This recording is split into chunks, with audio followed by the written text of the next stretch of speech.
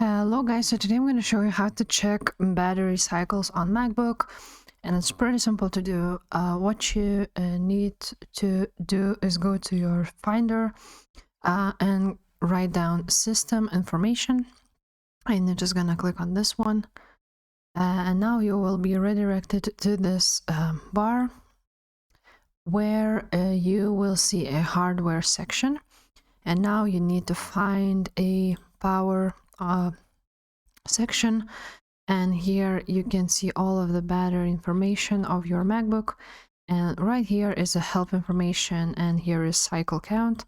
So my cycle count is 199, so it's pretty fine.